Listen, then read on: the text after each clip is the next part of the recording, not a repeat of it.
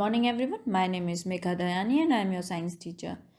We are in the second session of chapter number 13, Motion and Time. Before moving forward, let us pray for a while. Please join your hands, close your eyes, and chant the mantra. Okay, come back.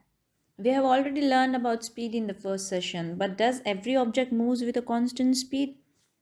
The answer is no. In everyday life, we seldom find objects moving with a constant speed over a long distance or for a long duration of time.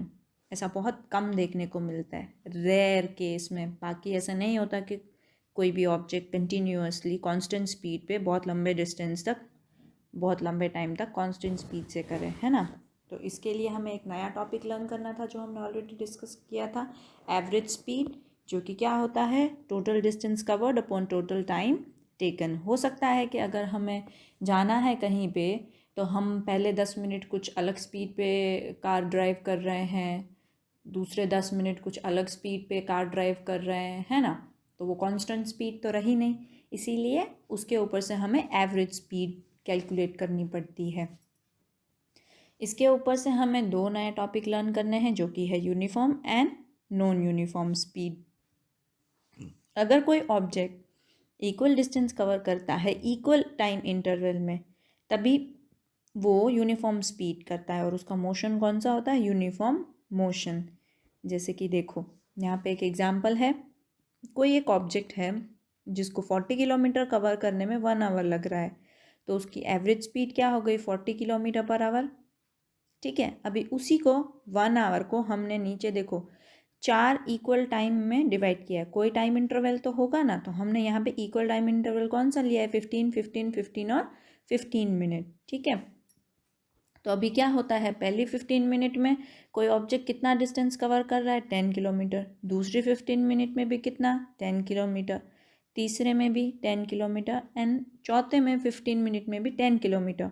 तो देखो time भी 1 our हो गया और distance भी 40 kilometre हो गया, है ना. तो सेम टाइम इंटरवल में सेम डिस्टेंस कवर कर रहा है, मतलब कौन सा है, यूनिफॉर्म स्पीड पे ट्रैवल कर रहा है. और मोशन कौन सा हो गया, यूनिफॉर्म मोशन. क्लियर. अभी नॉन यूनिफॉर्म देखते हैं. नॉन यूनिफॉर्म मोशन क्या होता है, अनइक्वल डिस्टेंस ट्रैवल करता है इक्वल इंटरवल ऑफ टाइम में, है ना. Then it is said to be a non uniform speed और its motion is called as non uniform motion. ठीक है, सेम एग्जाम्पल लेते हैं. देखो 1 आवर 40 किलोमीटर, एवरेज स्पीड क्या है, 40 किलोमीटर पर आवर.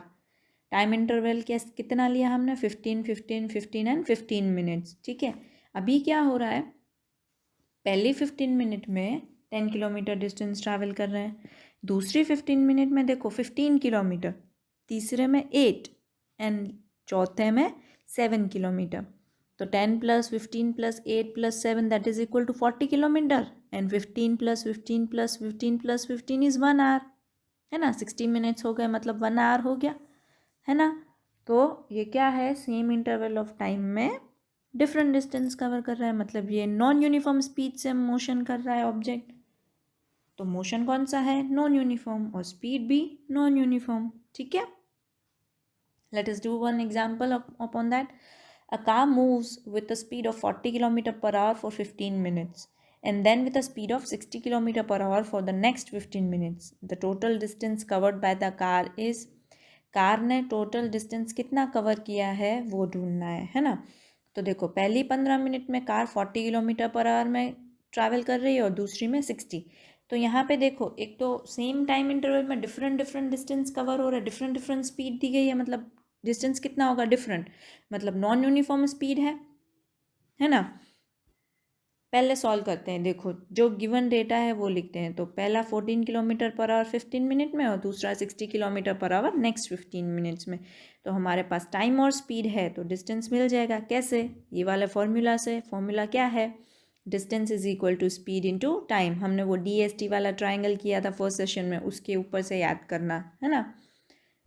पहला सॉल्व करते हैं. डिस्टेंस क्या है, स्पीड इनटू टाइम. स्पीड कितना है 40, टाइम कितना है 15 मिनट. तो 15 मिनट को हमें कन्वर्ट करना पड़ेगा ना आर में, है ना.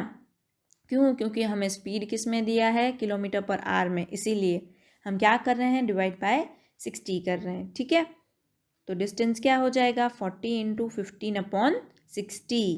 अभी इसको सॉल्व करो तो क्या होगा, 15 4s are 60 and 4 10s are 40, तो डिस्टेंस कितना मिल गया, 10 किलोमीटर। दूसरा सॉल्व करते हैं, डिस्टेंस क्या हो जाएगा, स्पीड इंटू टाइम, स्पीड कितना है 60 किलोमीटर पर आवर, टाइम कितना है 15 मिनट्स, पर उसको आवर में कन्वर्ट करेंगे तो डिवाइड बाय 60।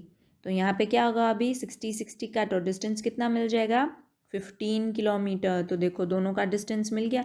देखो जितनी स्पीड ज़्यादा होगी उतना ज़्यादा डिस्टेंस कवर करेंगे ना। तो देखो 60 kilometre per hour 40 kilometre per hour से ज़्यादा स्पीड है ना, तो दूसरे की स्पीड ज़्यादा है इसलिए उसने ज़्यादा डिस्टेंस भी कवर किया है 15 किलोमीटर। ठीक है, सो टोटल डिस्टेंस हमें तो फाइंड करना था, तो टोटल डिस्टेंस क्या हो जाएगा 10 + 15 that is 25 kilometre. Okay, now let us learn something about measuring speed. Measuring speed कैसे, अगर आपको देखना है आप कितनी स्पीड पे खुद ट्रैवल कर रहे हो तो आप क्या करोगे, सपोज सोचो आप अपने घर से किसी शॉप पे आपको जाना है ना, तो आप टाइम के हिसाब से वो डिस्टेंस कितना कवर कर रहे हो उतना चेक करो। सपोज वो 1 किलोमीटर का डिस्टेंस है तो आपके पास डिस्टेंस भी है 1 किलोमीटर। अभी आप टाइम चेक करोगे क्लॉक से, आप 1 किलोमीटर ट्रैवल करने में कितना टाइम ले रहे हो, तो आपके पास डिस्टेंस है टाइम है तो आप स्पीड फाइंड आउट कर सकते हो फॉर्मूला से, है ना। क्या है formula, speed is equal to distance upon time. Distance कितना है 1 किलोमीटर, टाइम कितना होगा वो आप जब ट्रैवल करोगे तब आप फाइंड आउट कर लोगे। ठीक है, दूसरा आप ऐसे भी कर सकते हो, सारे सब ग्रुप ऑफ फ्रेंड्स सब एक लाइन में खड़े हो जाओ स्टार्टिंग पॉइंट से और रेस शुरू करो। डिस्टेंस आपको पता है कितना ट्रैवल करना है 100 मीटर, टाइम आपको पता चल जाएगा। ठीक है, जब आप रेस करोगे तभी, है ना। और फिर सेम स्पीड का फॉर्मूला क्या है, डिस्टेंस अपॉन टाइम, उस हिसाब से आप स्पीड फाइंड आउट कर लोगे। ठीक है, सपोज हमें बॉल की स्पीड मेजर करनी है तो हम क्या कर रहे हैं, बॉल को थ्रो कर रहे हैं पर बीच में हमने एक लाइन बना दी है। अभी जब बॉल कहीं जाके रुकेगा तो उस लाइन से जहाँ हमने पहले मार्क की थी और दूसरी लाइन जहाँ बॉल आके रुक गया, बॉल रुक गया ना, उसके बाद हम वहाँ पे दूसरी लाइन बनाएंगे, तो उन दोनों के बीच का डिस्टेंस कितना है वो हम मेजर कर लेंगे। टाइम भी हमने नोट किया था, तो सेम वे हमें डिस्टेंस कवर्ड मिल गया, टाइम भी हमें मिल गया, तो स्पीड मिल जाएगी डिस्टेंस अपॉन टाइम करेंगे तो। ठीक है, तो measuring speed and distances in vehicles, distance और स्पीड कैसे कैसे अलग तरीके से हम फाइंड आउट कर सकते हैं वो तो हमने देख लिया फॉर्मूला के हिसाब से। ठीक है, पर अभी व्हीकल्स में कैसे मेजर कर सकते हैं, तो अगर आपने ध्यान से देखा होगा आपके स्कूटर में, बसेस में, कार्स में, है ना, तो कहीं ना कहीं आगे ना एक मीटर इंस्टॉल्ड होता है। कार और बसेस में वहाँ पे डैशबोर्ड में लगा होता है और स्कूटर और उन सब में आगे की तरफ एक मीटर फिट किया होता है। वो दो तरीके के मीटर्स होते हैं उसमें, एक जो आपकी स्पीड को मेंशन करता है जिसको बोला जाता है स्पीडोमीटर, और दूसरा जो आपको आपका डिस्टेंस दिखाता है व्हीकल में, आपने कितना ट्रैवल किया, वो होता है ओडोमीटर। ठीक है, देखो कुछ ऐसा होता है आगे, ये डैशबोर्ड पे लगा हुआ है स्पीडोमीटर ओडोमीटर। अभी देखो लेफ्ट साइड में जो 0 20 40 60 80 100 120 140 और किलोमीटर पर आवर ऐसे लिखा है ना यूनिट में, ये किसका यूनिट होता है किलोमीटर पर आवर, स्पीड का ना। तो ये हमें क्या दिखा रही है, स्पीड। और बीच में देखो, बीच में दिख रहा है आपको रेड कलर से मार्क किया हुआ है सर्कल, वो क्या है ओडोमीटर, वो आपने कितना डिस्टेंस ट्रैवल किया वो आपको दिखाएंगे। ठीक है, now speed of a vehicle is recorded by dash and the distance is recorded by dash, by speedometer and distance by odometer। speedometer से क्या speed, odometer से क्या distance। we have one example here which is there in NCERT textbook, आपके study notes में भी दिया गया है ये। ठीक है, चलो इसको सॉल्व करने की कोशिश करते हैं। First let us read the question. The odometer of a car reads 57321 kilometer when the clock shows the time 8:30 am. What is the distance moved by the car if at 8:50 am the odometer reading has changed to 57336 kilometer? Calculate the speed of car in kilometer per minute during this time and express the speed in kilometer per hour also. चलो क्या बता रहे हैं इसमें हमें कि odometer का कुछ रीडिंग था 8:30 बजे। ठीक है, फिर 8:50 को 8:50 पे ओडोमीटर का रीडिंग इंक्रीज हो गया। तो हमें कैलकुलेट करनी है स्पीड को, और किलोमीटर पर मिनट में तो आंसर मिलेगा, उसके बाद हमें किलोमीटर पर आवर में भी आंसर देना है स्पीड का। ठीक है, चलिए सॉल्व करते हैं। क्या है, 8:30 इतना रीडिंग है, 8:50 को इतना रीडिंग है, तो टोटल टाइम कितना हुआ 8:30 से 8:50? 20 मिनट टाइम मिल गया हमें, 20 मिनट। और डिस्टेंस कैसे मिलेगा? जो बाद वाला डिस्टेंस है उसको पहले वाले डिस्टेंस में से माइनस करना पड़ेगा, तो हमें डिस्टेंस मिल जाएगा, दैट वुड बी 15 किलोमीटर। तो देखो, आपको टाइम मिल गया, आपको डिस्टेंस मिल गया, अभी स्पीड मिल जाएगी ना। स्पीड का फॉर्मूला क्या होता है? Distance upon time. देखो यहाँ पे डिस्टेंस ट्रैवल्ड क्या है, 15 किलोमीटर, जब हम माइनस कर रहे हैं। टाइम टेकन क्या है, 20 मिनट। स्पीड क्या है, डिस्टेंस अपॉन टाइम। डिस्टेंस कितना है, 15, टाइम कितना है, 20 मिनट्स। तो आंसर क्या आ गया, 3/4 किलोमीटर पर मिनट। तो ये हमें एक यूनिट में तो आंसर मिल गया, पर हमें किलोमीटर पर आवर में भी आंसर ढूंढना है ना। तो उसके लिए हम क्या करेंगे, 20 मिनट्स को हम कन्वर्ट करेंगे आवर में। हमें पता है कि 60 मिनट मतलब 1 आवर होता है, तो 20 मिनट मतलब कितने आवर हो जाएगा, दैट वुड बी 1/3 आवर। ठीक है, फिर same speed is equal to distance upon time आप करोगे, डिस्टेंस अपॉन टाइम करेंगे तो क्या हो जाएगा, 15/1/3। तो आपके मैथ्स के रूल के हिसाब से न्यूमरेटर ऊपर, डिनोमिनेटर नीचे। पर डिनोमिनेटर अगर फ्रैक्शन फॉर्म में है तो डिनोमिनेटर का डिनोमिनेटर जो है वो न्यूमरेटर में चला जाता है। समथिंग लाइक दिस हैपन्स, देखो यहाँ दिखाया है। तो 15/1/3 जो है वो एक्चुअल में क्या हो जाएगा, 15 × 3। तो आपकी स्पीड क्या हो जाएगी, 45 किलोमीटर पर आवर। ठीक है, ये हो गया था मेजरमेंट ऑफ स्पीड का। Now let us focus on measurement of time. Present time में तो बहुत सारी चीज़ें हैं हमारे पास, जैसे कि wall clock, table clock, digital clock, mobile phone में हम देखते हैं, रिस्ट वॉचेस में देखते हैं। पर पहले के ज़माने में लोग टाइम कैसे देखते होंगे? मैनी इवेंट्स जो नेचुरली रिपीट होती थी ना, उन्होंने उस हिसाब से किया था। जैसे सुबह सनराइज होता है, तो जैसे जैसे सनराइज होता है वो उन लोगों ने उसको एक दिन बता दिया दूसरे सनराइज तक का। ठीक है, so it was called a day.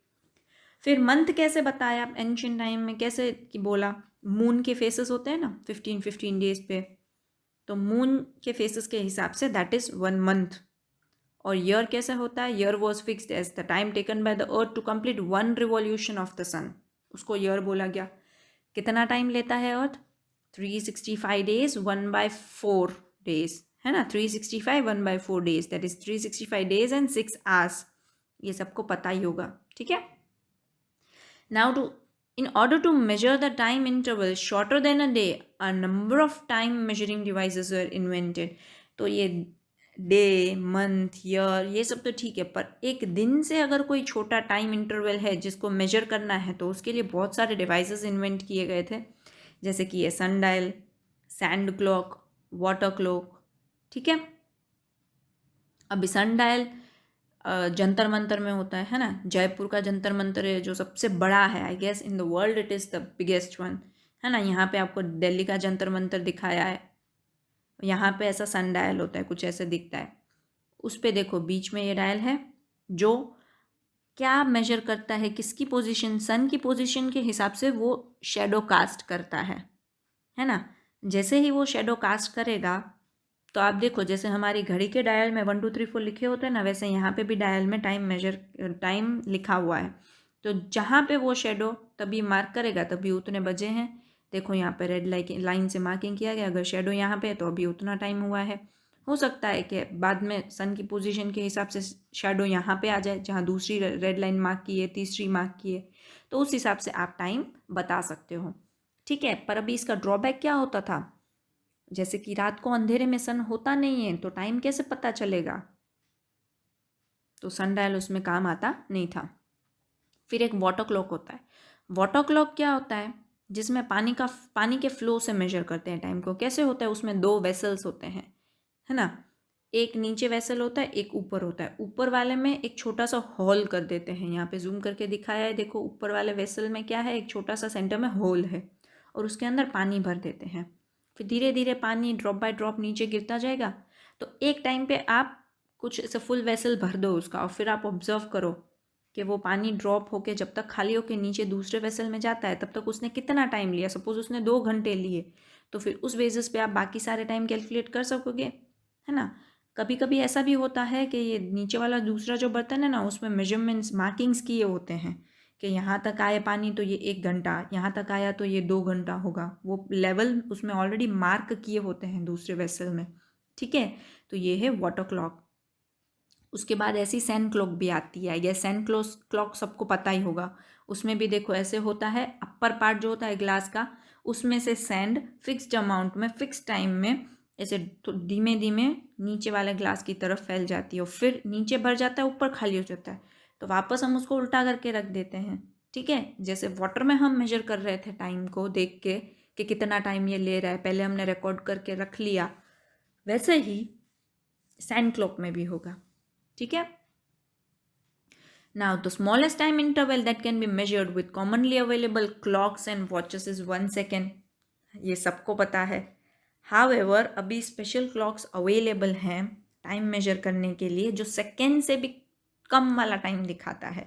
Milli seconds हो गए, 1/10 सेकेंड्स हो गए, 1/100 ऑफ अ सेकेंड हो गए। क्योंकि स्पोर्ट्स में ऐसा होता है कभी कभी, रेसिंग में या तो कोई भी गेम में स्पोर्ट्स में, कि इतना टाइम का भी मिली सेकेंड्स उससे भी कम 1/10 या 100 सेकेंड का डिफरेंस होता है। तो उसके लिए ऐसी क्लॉक्स चाहिए, है ना, स्पेशल क्लॉक्स। अभी some of the clocks can measure time intervals small as 1 millionth और even 1 billionth of a second. 1 microsecond मतलब क्या, 1 millionth ऑफ अ सेकेंड होता है। नैनो सेकेंड क्या होता है, 1 billionth ऑफ अ सेकेंड होता है। नीचे देखो 10⁻⁻⁶ एंड 10⁻⁹ सेकेंड्स।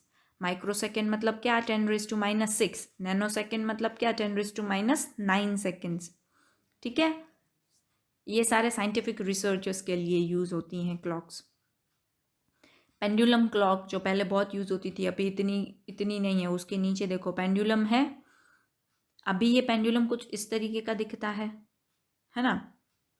क्या होता है, एक स्टैंड होता है ऊपर, फिर उस स्टैंड के थ्रू एक थ्रेड को बांधा जाता है और थ्रेड के नीचे दूसरे हिस्से पे एक मेटल बॉब को कनेक्ट कर देते हैं, है ना, उधर टाई कर देते हैं। तो सिंपल पेंडुलम क्या है, क्या क्या कंसिस्ट करता है, a small metallic ball, a piece of a stone suspended from a rigid stand by a thread.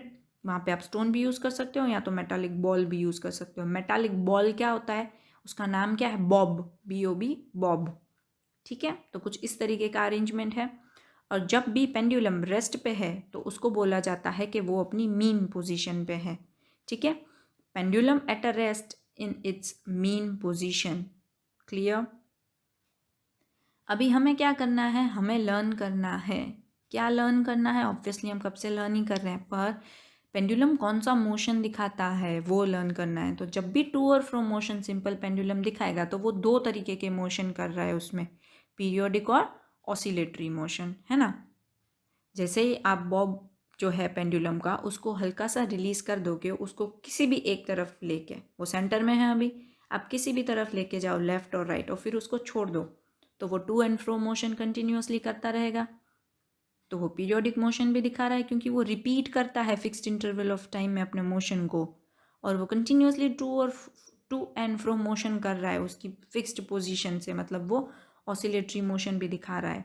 देखो यहाँ पे ओ पोजीशन से वो ए पे गया, ए से वापस ओ पे आएगा, ओ से वापस बी पे जाएगा, ठीक है, बी से वापस ओ पे आएगा। तो ये जो कंटिन्यूअस मोशन है ये है पीरियोडिक मोशन जो रिपीट हो रहा है, और ऑसिलेटरी मोशन जो कंटिन्यूअस हो रहा है, ऑसिलेट कर रहा है, ठीक है। अभी जब कभी भी पेंडुलम एक ऑसिलेशन कंप्लीट करेगा ना तो उसमें जितना टाइम हो लगता है ना उसको बोलते हैं टाइम पीरियड।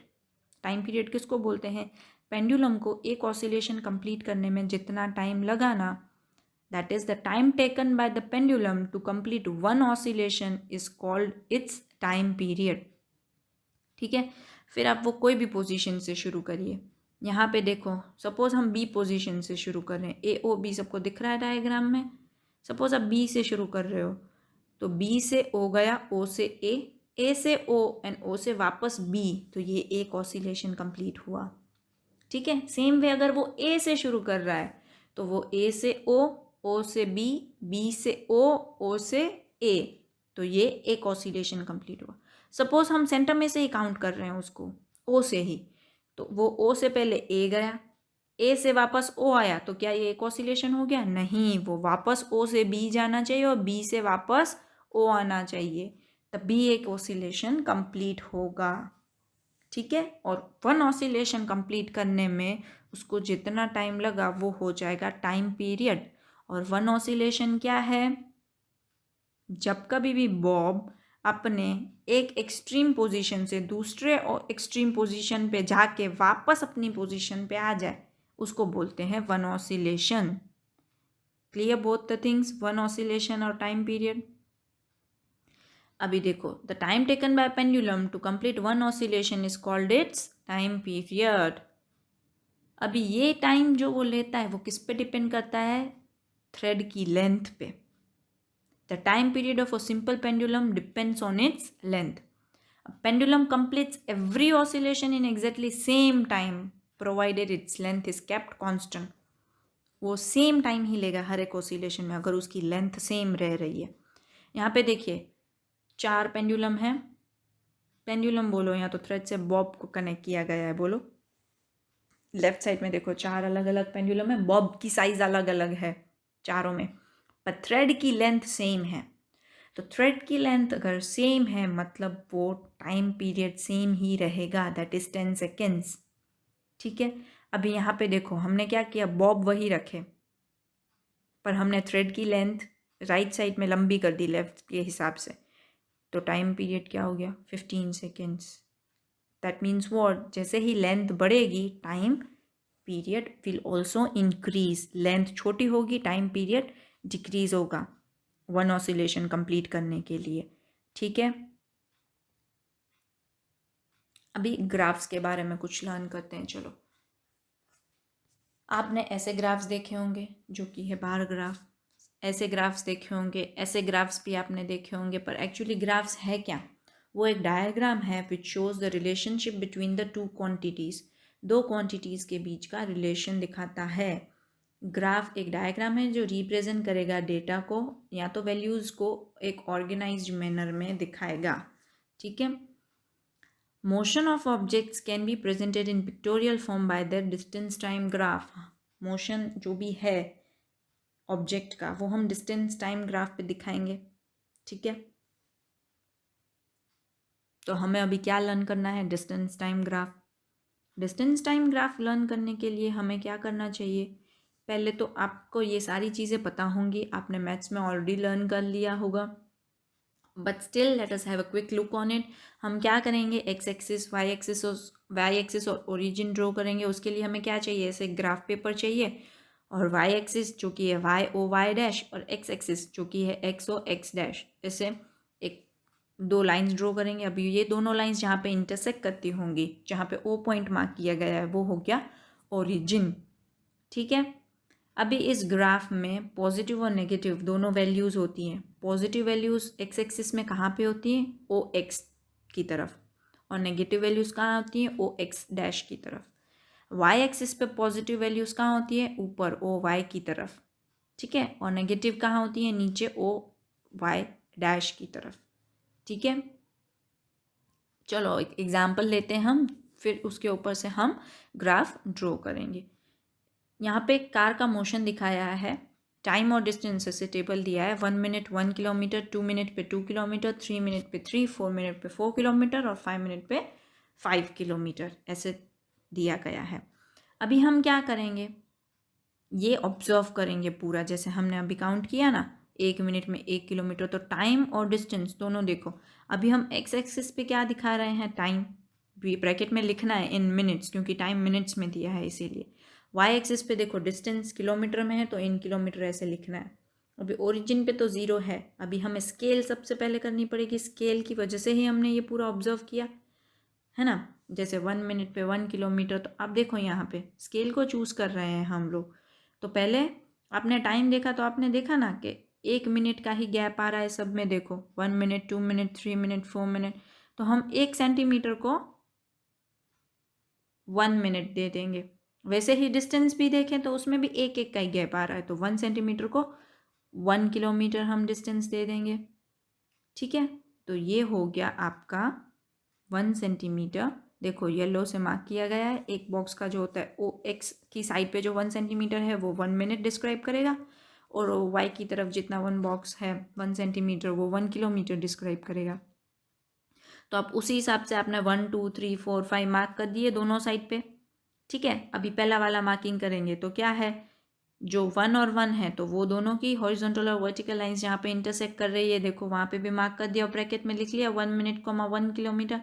वैसे ही 2 का भी, 3 4 और 5 का भी वैसे ही। फिर उन सारे पॉइंट्स को ज्वाइन करके बीच में से एक लाइन पास की जो कि एक स्ट्रेट लाइन आई। ठीक है, तो ये आपका हो गया डिस्टेंस टाइम ग्राफ, जो कैसा आया, स्ट्रेट लाइन ग्राफ आया। अभी ये स्ट्रेट लाइन क्या डिस्क्राइब करती है कि जो भी ऑब्जेक्ट मूव कर रहा है, मोशन दिखा रहा है, यहाँ पे मोशन ऑफ अ कार था, वो यूनिफॉर्म स्पीड से ट्रैवल कर रहा है। ठीक है, तो if the distance time graph is a straight line, it indicates that the object is moving with a constant speed. और अगर कांस्टेंट स्पीड है मतलब यूनिफॉर्म स्पीड है, मतलब uniform motion. Clear? As the time increases, distance increases in same proportion. जितना time increase हो रहा है उतनी ही डिस्टेंस भी इंक्रीज हो रहा है। ठीक है, सो स्पीड कितना हो जाएगा, स्पीड क्या है, डिस्टेंस अपॉन टाइम। तो देखो राइट साइड में नीचे स्पीड क्या है, 1 किलोमीटर पर 1 मिनट। क्लियर? दूसरा एग्जाम्पल देखे हैं, राइट साइड पे दो टेबल हैं। सबसे पहला ऊपर वाला टेबल देखिए, 1 आवर में 20 किलोमीटर ट्रैवल कर रहे हैं, 2 आवर में 40, 3 आवर में 60। तो स्पीड क्या है, 20 kilometre per hour average speed.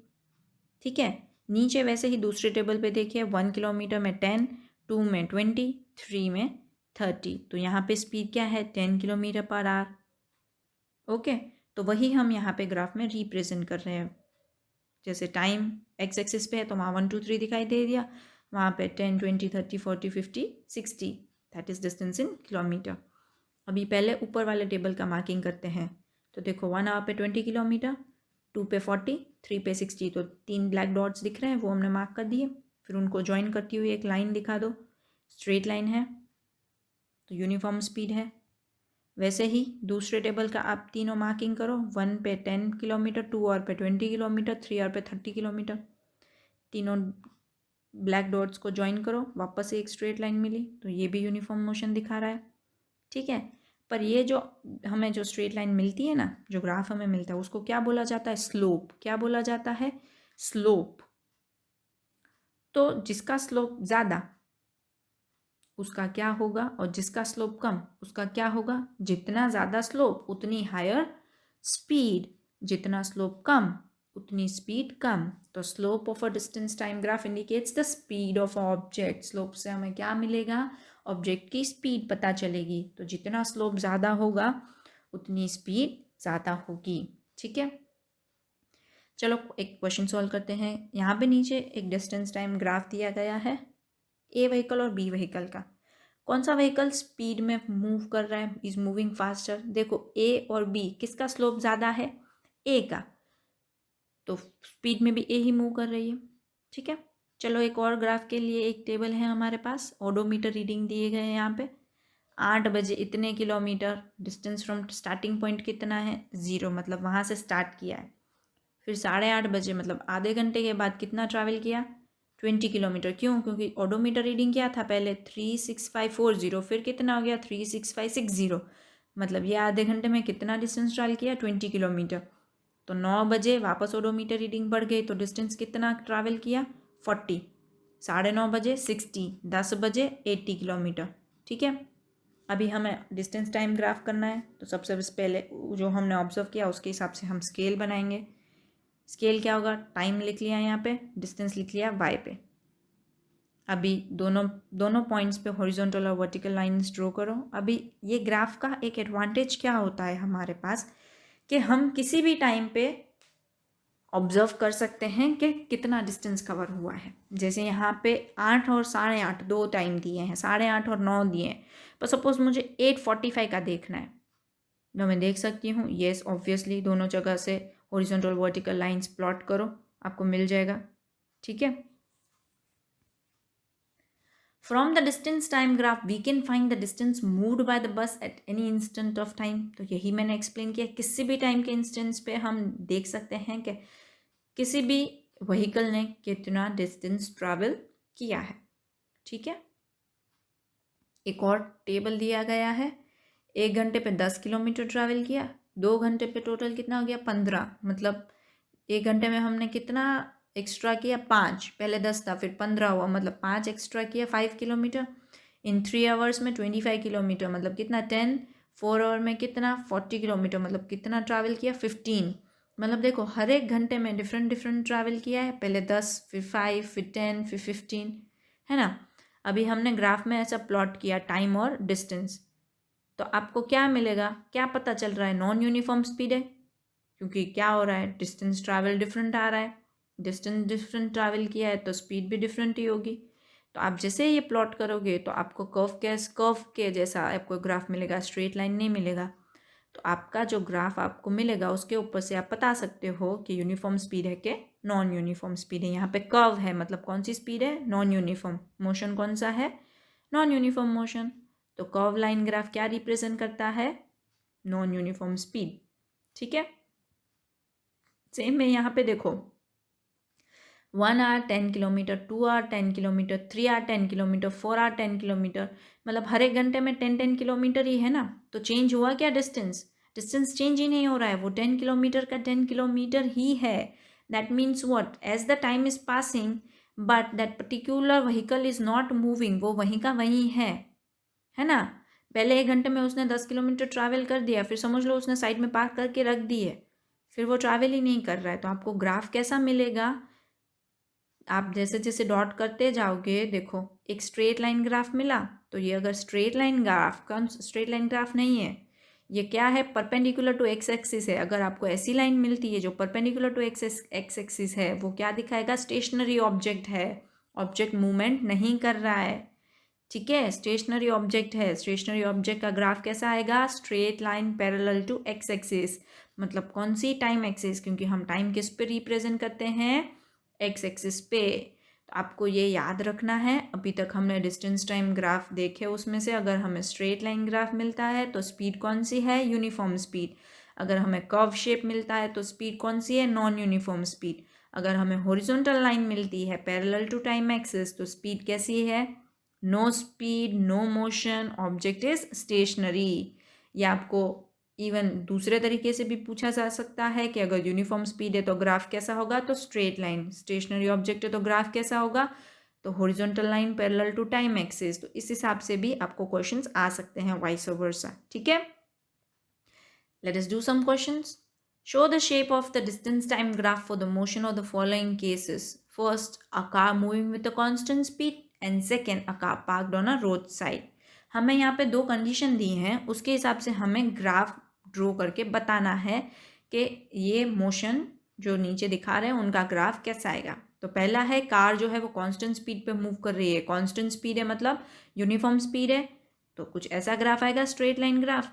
अभी कोई एक कार है जो साइड में पार्क है, मतलब क्या है, वो स्टेशनरी है. तो स्टेशनरी होती है, उनका ग्राफ कैसा आता है, पैरेलल टू टाइम एक्सिस आता है, तो कुछ ऐसा दिखेगा सेकेंड का. ठीक है. अभी देखो यहाँ पे 4 ऑप्शंस दिए हैं, आपको इनमें से बताना है कि इनमें से कौन सा ग्राफ है जो डिस्टेंस टाइम ग्राफ दिखा रहा है जिसकी स्पीड कांस्टेंट नहीं है. तो आप देखो थर्ड ऑप्शन है वो कर्व है, तो हमें पता है ना जो कर्व होता है वो नॉन यूनिफॉर्म स्पीड है, मतलब उसकी कांस्टेंट स्पीड नहीं है. तो your answer would be third one graph. ठीक है. Let us see about different types of graph. आप सब ने ऐसे ग्राफ देखे हैं, बीच में देखो बार्स होते हैं, तो ऐसे बार ग्राफ, इसको कौन सा ग्राफ बोलते हैं, बार ग्राफ. इसको कौन सा बोलते हैं, पाई चार्ट, है ना. यहाँ पे डिफरेंट डिफरेंट एयर की कंपोजिशन दिखाई है, ये सब आपने ऑलरेडी लर्न कर लिया होगा पहले. इसे बोलते हैं लाइन ग्राफ, कुछ इस तरीके का होता है. और यहाँ पे क्या दिखा रहे हैं, जैसे जैसे एज बढ़ रही है वैसे वैसे वेट में डिफरेंसेस क्या आ रहे हैं किसी इंसान में, किसी मैन में, उसके लिए लाइन ग्राफ है. ठीक है. So here we end our chapter. Stay happy, stay healthy, learn well, eat well. Thank you so much.